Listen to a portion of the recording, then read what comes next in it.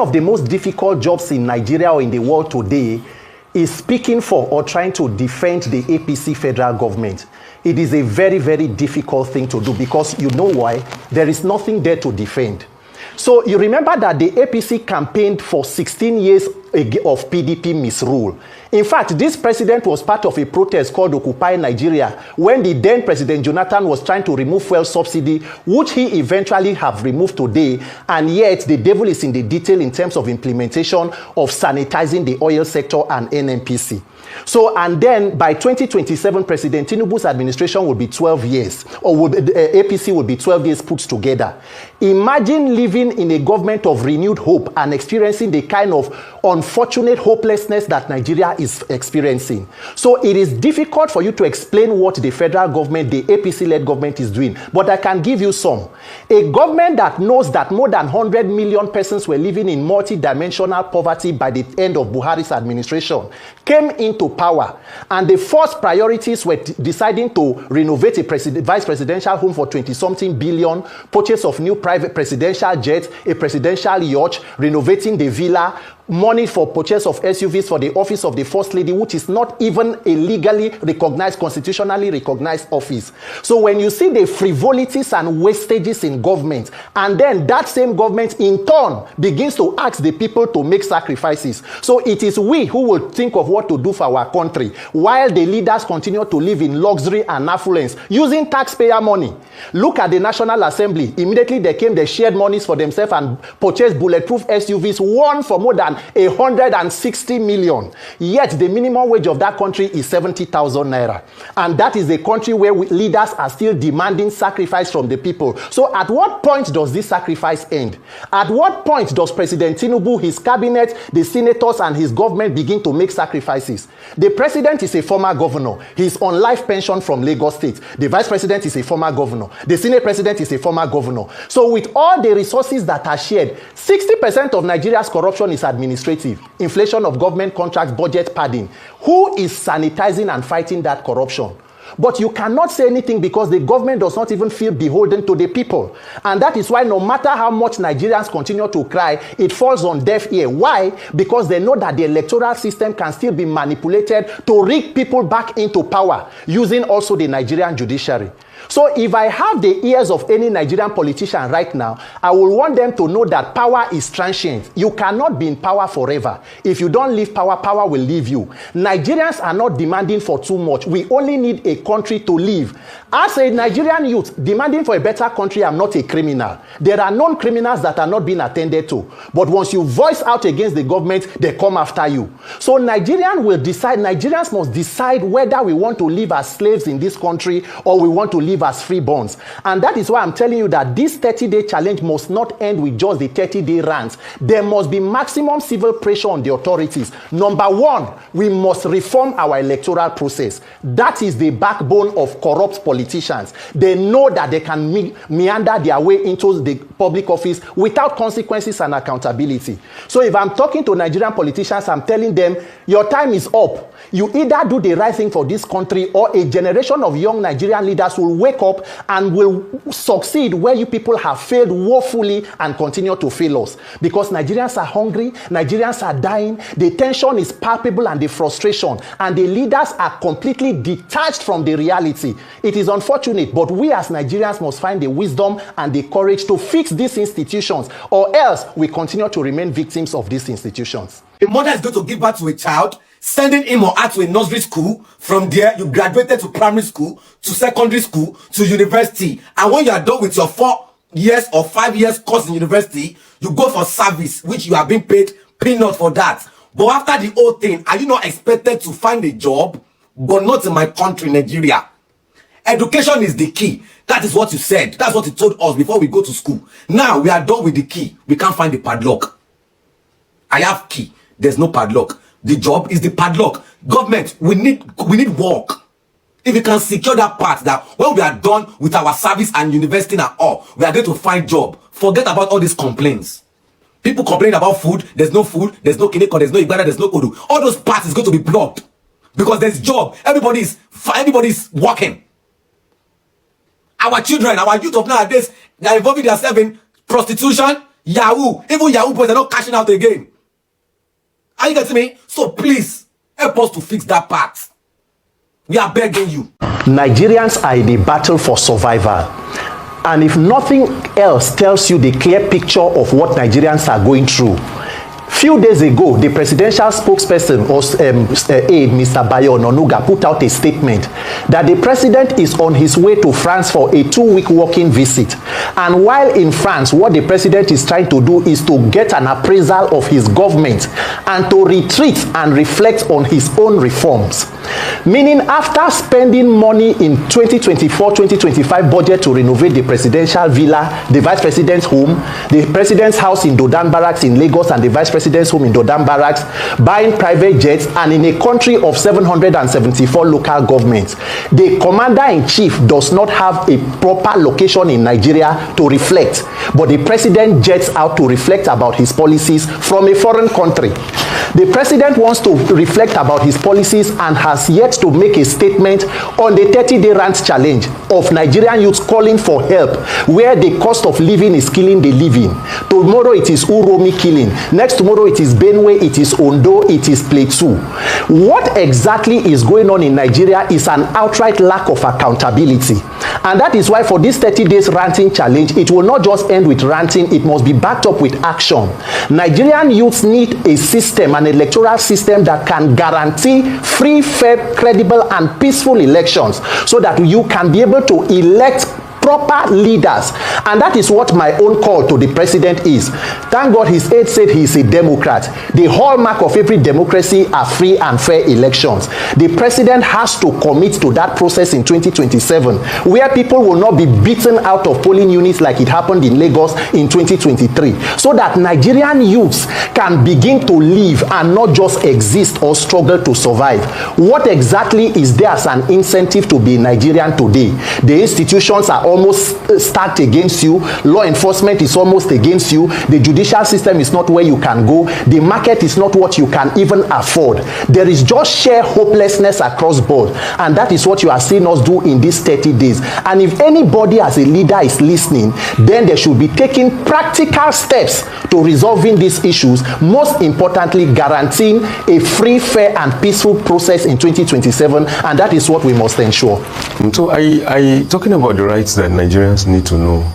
First of all, I think that Nigerians need to know first that we have a right to rant, and that the freedom of speech is guaranteed under our constitution, and without fear or intimidation. Without fear or intimidation. As a matter of fact, I keep referring to what happened in the UK in 2021, that two judges, Justice Welby and Lord Justice Bean, they said that they have, the UK doesn't have a written constitution, so they are run by decisions of parliament and court judgment.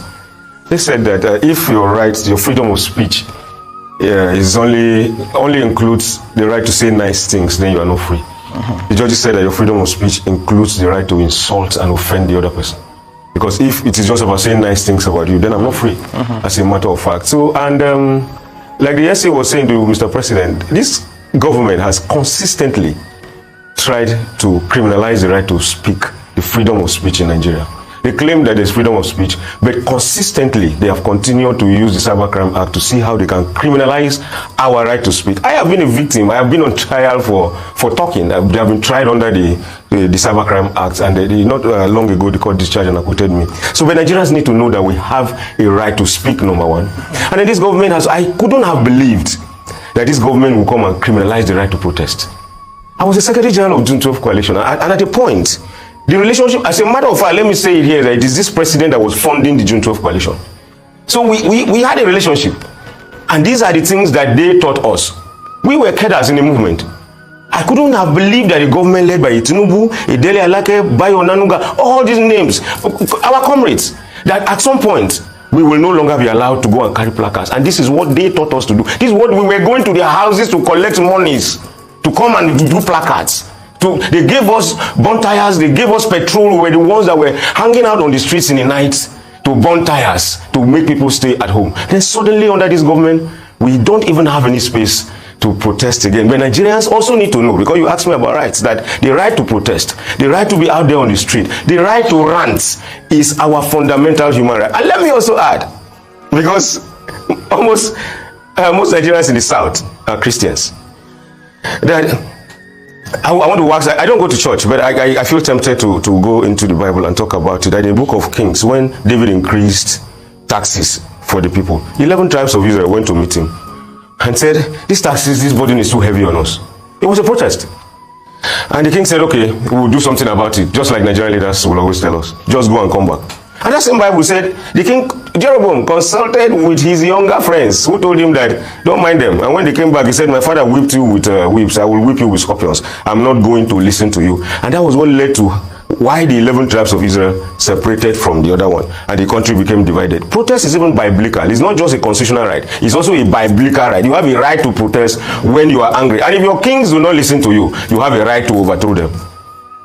So I don't, talking about rights, they know. And then when you talk about the role of the international organizations, I should say that organizations like Amnesty International, Human Rights Watch, and the rest of them have actually been our allies in this struggle. In recent times, in the past 2 years, a number of activists, a number of journalists, a number of social media commentators have been arrested. There is barely any week that passes in Nigeria today that 1 or 2 persons are not arrested either by the federal government or municipal governments, like the local governments, or state government, somewhere in the country. In fact, as a matter of fact, right now, somebody has been arrested in Bauchi and is going to be charged for talking and all of that. So, but in all of this, Amnesty International, some of these organizations have been able to stand by us, intervening at every point in time to give legal support and all of that, to see how, and then our own organization, the Take It Back movement, she writes everywhere and all of that, trying to see how, whether he knows you or not, once he hears that you're arrested, people are always there, and these organizations have been giving the support. I also know that in our Take It Back movement, Amnesty International recently supported a program we did by profiling human rights abuses in Nigeria in the past 2 years, and we had to launch a report at a hotel in Ikeja. So some of these organizations too have been playing. I myself, Shore and Mandate were declared prisoners of conscience when we were arrested and locked up, and that also helped to internationalize the campaign. And they have consistently continued to do this for Nigerians that get into this kind of pitfalls. And I think that it has helped to give us some confidence on the field. Okay, let me get back to you, Deborah, because you are the Sorosuke in all this gathering. What I want to ask is that, what has given the Sorosuke generation the fearlessness, the courage to come forth? But another question I also want to ask is that, why doesn't it have long-staying power? What is it amongst you will do that does not have longevity to stand the test of time when it comes to your movement? I'll say stagnancy has given us the ability to speak up. Stagnancy, repetition of the same cycle. I'm 20 and I bought 1 egg, 25 naira. I'm buying 1 egg now, 250 naira. It is the same cycle every single time. We've lived through these things. We have seen it that, okay, this is how this thing always goes. And with the way it's going, it doesn't look like it's going to turn out good for anyone. The energy of 30 Days Rant has seriously deteriorated, and it is just sad because Nigerians don't know how to be united. Nigerians know how to remove the relevancy out of a subject and make the irrelevant things become the relevancy. Look at Miss Raye, who spoke up about the whole hardship in the country. We still had fellow Nigerians whom she was fighting for come out to say, no, she's lying. Look at her Instagram pages. She went for outings in December with her friends. If she's suffering, will she be able to go for outings? Is that what should be coming out from the mouth of an average Nigerian? You are the one suffering. Even this person you are accusing of, she's quite financially capable, but she's still coming to speak up. If someone that capable can be crying for help, how much more people who are not even capable the least to survive 3 square meals in a day? How much more those people who can't even send their kids to school? So stagnancy is what has brought out the fear in our generation. We have decided that things cannot stay the same. We will not watch things stay the same. They keep saying we are the leaders of tomorrow. Tomorrow will come and we'll be missing yesterday. We would say, no, yesterday was better. Just last week I bought this thing 500. How is it 5,000 naira today? It cannot continue like this, and this is why we the youths have decided to take it upon ourselves, because we are the ones who will still live to see this country 30, 40 years from now. And even our past heroes, these were the things they fought for that even made things become how it is now. In 1995, for instance, dollar was at 85 naira. $1 was 85 naira. As at 2022, $1 was about 450 naira. It took dollar 27 years to go from 85 naira to 420 naira. Currently, dollar is 1,500 naira. Within 2 years, just 2 years, dollar went from 400 to 1,500. Within the next 2 years, we don't even know what dollar is going to be talking about now. And we might not even survive it. An average Nigerian youth is surviving, not living. We are not going to wait for that. I wanted to say something about Raye. Yeah. I wanted to correct something. He said Raye is capable. Raye is from my place, from Obudu. I know her. We followed her, myself and Shore followed her to the NY office in the Tiosa. I know her dad. She's from my place. She's not capable. She's just a young child who is outspoken. Her father, this country killed her father. Her father was an immigration officer. I wrote about it. He invested his life savings in a palm plantation in Obudu, in his village. The former governor of our state, Governor Ade, said he wanted to do an airport and colonize the land belonging to about 4 villages without compensation. The father came from Calabar, traveled to Obudu, and went to confront the person that was operating the bulldozer to see how he could stop that man from entering his plantation. It wasn't possible. They entered and demolished his life savings in his very before he collapsed. Wow. And they rushed him from Obudu to the University of Calabar Teaching Hospital in Calabar. That's a journey of 6 hours within the same state.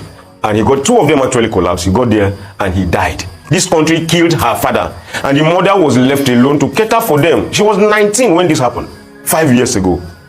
The mother had to take them through school alone. She is not capable. She's just a young, poor child who was angry about what is going on. I needed to correct that. I know her personally. Okay, let's.